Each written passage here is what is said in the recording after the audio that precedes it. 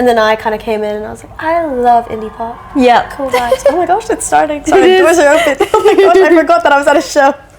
We got you comfy, we're on the couch. Yeah, I know, I was like, oh shoot, yeah, we're actually playing a show tonight.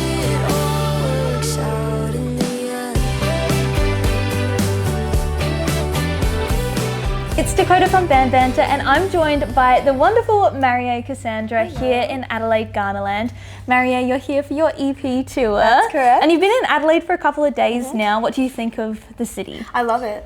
I mean, minus the weather. Yeah, you've come from Perth and you've come to Adelaide, which is usually like... Yeah, not a huge summer fan, so I'm more like fall kind of, yeah. Oh yeah, I get that with like your outfit vibes. Or the layering. Yeah, I love a good layer. So you're on the tail end of your debut headline Australian tour, and it's for your debut EP, which is Everything In My Backpocket. What's it been like touring Australia for your own headline show? Because I know you've done like other opening spots, but this is for you. Very weird.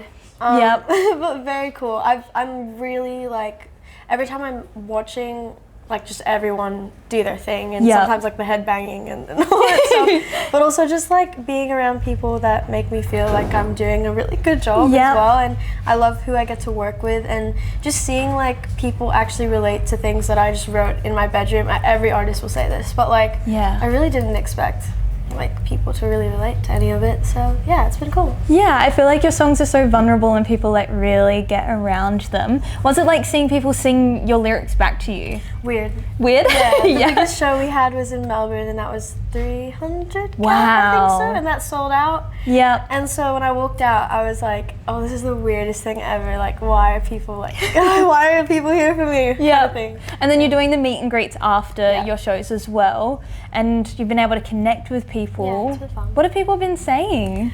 What? That you can share. That's not like confidential. I mean, I can share one thing that I find so funny, and that is in Melbourne they lined up so early that they made like posters out of, like they put raw pasta on it, and there was leftover raw pasta, so they ate it in the line. Oh, they got hungry. They needed a snack. And I just thought that was the most weirdest thing. So that's one thing they've told me, but also a lot of people have like actually like cried and like told me like how they want to be a musician, and I just remind them like the only thing that's stopping you is yourself, kind of thing.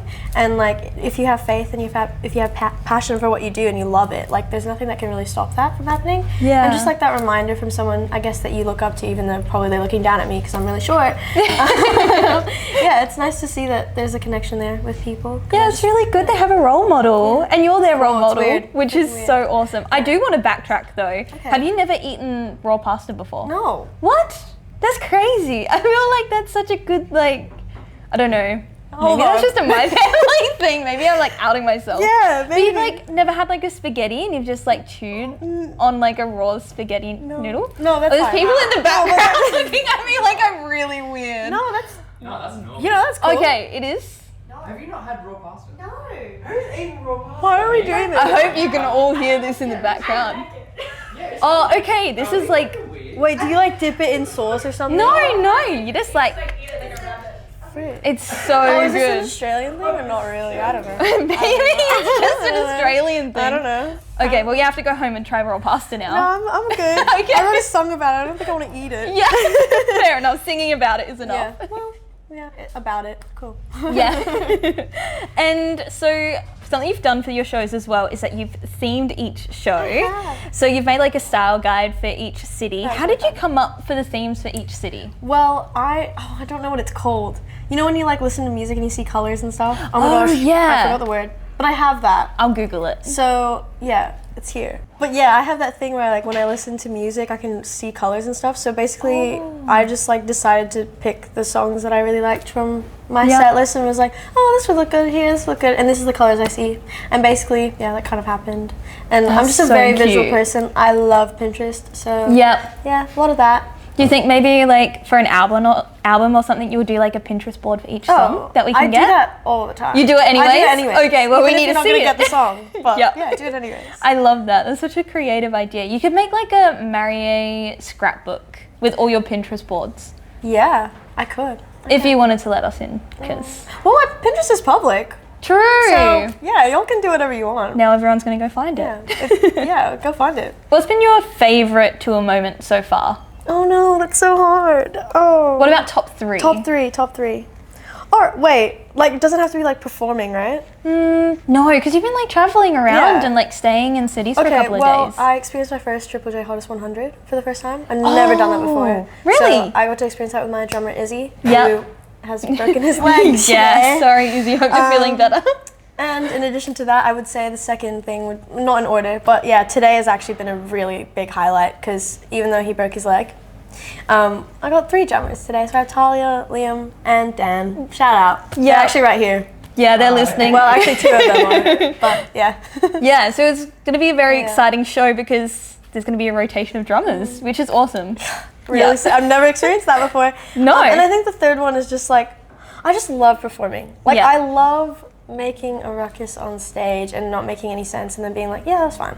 That's fine. I used to be really nitpicky, but now I'm just like, if I have fun, then I have fun, and if I mess up, I mess up. I've broken 2 guitar strings, and I'm just like, whatever. I think it's more of an authentic set if you're able to be a little bit like eccentric with it, you know? Yeah, cool. Yeah, thanks. with it not being as polished. I enjoy seeing like I love, really exciting I love sets. unpolished sets so much. That's my like. Because then you know it's live, you know? Like there's no doubt about it that this is a performer who. And you can see like how fast they can like do that kind of thing. Yeah, I love seeing the problem watching. solving skills on stage. It's really cool. I'll pat myself on the back and say I'm pretty good problem solver, I'd say. I want to talk about Everything in My Backpocket. Of course. It's been out for a few months now. What did it feel like releasing an EP and a project of this size? Because you've been working on this since you were 15, right? Okay, so I didn't know I was working on it when I was 15. Yeah, it's but not the first song that I did write, I was 15. Yeah. And then the last song that I wrote was like a few weeks before I played at Laneway, so I was 17. And then, yeah, it's been really fun. Seeing it come out is like weird because I'm like, I was working so hard to like get people engaged in this music and like obviously coming out with Theodore and Better and like all the heavier songs. Yeah. Very anxious. I was like, this is not Million Billion Trillion. This is not a pop song. And I'm not like, I love the pop industry, but for me, I think I really want to try a mixture of things and experiment as much as possible while I'm still young. Yeah, still figuring it all out. So yeah, definitely finding my sound still. And I think like putting yourself into a box with one sound as well, it means that you limit yourself to a wider audience. Yeah. Like because your songs, you've got the pop elements, you've got the rock elements, like there's a lot of different people who are going to love all those different sounds. I hope so. Yeah, I think so. And that was on like my next question. It includes a release of new and old singles, and then you go from like this dreamy indie pop to a more rock leaning arrangement. How do you think your sound evolved, like going from those sounds? I think I just find it really interesting how the first song that I wrote was Better, and I think like I was 15, so I wrote that one take, 15 minutes done, and I just never touched it again. Yeah. But I loved that song so much, and I find that really funny because I wrote that song first. It's one of my heavier songs. Yeah. And then I came out with like all the pop stuff first. Oh, but I wrote that way after. Yeah. So like, I think I just find that really cool, and I think my sound, I've kind of let my walls down a little bit. I think I put myself in the pop industry more, or like the pop sound, because I was like, well, people love this one. Yeah. And I'm scared they won't like what else you're putting out. What I really want to put out. And I was really lucky and fortunate enough to like be around people who were willing to workshop with me at the time and like encourage me to do the sound that I wanted to and like touch ground on that. And then obviously working with producers and having like everyone on my team, whoever's working with me, to just like encourage me, and having that encouragement just means a lot. That's amazing. Do you think, because you won Triple J Unearthed High in 2024, and you got the songwriting session with Scarlett? Yes. Yeah, it was Scarlett from Teen Jesus and the Gene Teasers. Yes. Do you think she maybe helped that influence and making you feel more comfortable leaning into that rock space? Oh, actually no. Really? Well, okay. So the song we wrote was Maybe It All Works Out in the End. Oh, and so that's not rocky. No, not at all. And every time I tell someone, or like I tell the crowd that we wrote it like Teen Jesus, they're like, but that's not your rock song. Yeah, that's not what I was thinking. And Interesting. I think that is like a testament to like what can really come out of when two people who love music come together and just talk. And we were talking about how like the original idea of the song was just me talking about how like I'm really sick of how I feel about myself when it comes to the music industry. I just was really doubtful. Yeah. And she was like, did you realize that this is your job? Yeah. Like, wake up. Like, you are doing what you love to do. Yeah. Like, it wasn't like a wake up like you suck. It was like, like encouraging like, you've got this. Yeah, she's like, you're fine. Yeah. You're good. And so like, I will always hold on to that. And I think also like that was a really big moment for me talking to Scarlett, because I love Teen Jesus so much. Yeah. And then also we'll add on when I got to open for Spacey last year. Obviously Spacey Jane is like my absolute favorite band in the world. But also I'm very fortunate enough to say that, you know, we're mutually okay with each other. Yeah, you've met. We've met, like, and I had a talk with, you know, Kieran and Ashton and Caleb, and after we played, and they just reminded me that, like, every artist is just a person. Yeah. And, like, watching them do what they do, coming off stage, all celebrating each other, and also just, like, taking the piss out of, just, like, having fun backstage and, like, just on stage, and I'm just like, yeah, it's really not that deep. And just, like, seeing people that I look up to, and then, like, humbling, not, I guess, like, bringing, like, there's no need to put the pedestal up, I feel like, with anyone. And, like, yeah, I'm learning to do that, especially playing at Laneway. I was like, oh, people are just people. Yeah. Like, cool. I like talking to all these people. I got to meet super cool people, but they're just people. They're people at the end of the day. And we should all just be really proud of each other. And I think we forget that, especially with the idea and always being up to date with someone on social media and their lives always being on display, that we forget that there's a person behind an artist. I hate the idea of idolizing people. Like, absolutely hate it. Like, that's just a me thing. Like, I don't understand why we're idolizing anything else. Like, there's no one better than you, and you're not better than anyone else. Yeah. We're all on the same level. I love that. All on the same level. I hate idolizing. That's why, like, I'm very passionate about that topic. Yeah. Well, I was actually going to talk about, like, how many people can relate to the emotions and experiences in your songs, and what's it like for you knowing that people, I guess, not idolize you, but find comfort in your songs and your lyrics? Well, I love that because I was like that. You know, I fell in love with music when I was, like, really, really fell in love with it when I was 13, and I found B online, Biba online, and I was like, well, frick, like, why are you in my room? Yeah. Like, and I was like, oh, music can do that. Like, music is, like, that's a thing. And I love that when people feel disconnected, especially with whatever's going on with the world right now, which is crazy. Crazy world. Like, I love that something that really brings us together is just sometimes lyrics, sometimes a little tune. And I just love that even when I'm up there, and obviously I'm on a stage, I don't feel like I am. Like, I feel like I'm accessible in a way that's, like, not weird. It's more like we're both accessible to each other, and it's both it's like a mutual conversation. A mutual conversation between us, even though we don't need to say too much. I love that. Like, it's a mutual understanding and respect of, we don't need to say too much, but I know everything, or I know as much as I can, and I can hold your hand and say this. Like, we can both. That's so beautiful. Yeah, that's a really beautiful way to think about music and the relationship between an audience and an artist. I love that. And you mentioned Biba Doobie, so of course I have to touch on, because she actually saw a video of you through Triple J, right? What was that experience like? Well, I wasn't supposed to find out about it, but I found out about it when I met her at Laneway. Yeah. And so she was walking, I don't know if it's, it's fine. I don't like to, like, say too much, because it's like, I like to keep it to myself. To summarize. Share as much as you. To summarize, I told her to have a good show, and she kind of just stopped in her tracks and was like, oh my gosh, like, Triple J showed me a video of you, and I was like, what are you talking about? What do you mean? And that video's not going anywhere, but Rachel, my manager, took a video of me just being like, yeah, cool, nice. And, like, with every other person I've met, I'm really chill. Like, I'm just like, oh yeah, thanks so much. But with her, I was like, yeah, nice. But she was, like, the one that inspired you and kickstarted this journey for you. So weird. Her and Grant as well. Perez. Grant Perez. So that meeting him was also really like, hi. Yeah. Cool. But yeah, she's cool, and she was like, I don't know, it's so weird. But I got to talk to her guitarist, Jason. That's awesome. And I mean, I had a conversation with everyone as well, but it's so lovely. Like, again, it's the down to earth thing. Yeah. They just, artists that came in from a flight. Yeah. They're here to play a show, a little bit tired. Here to do their job.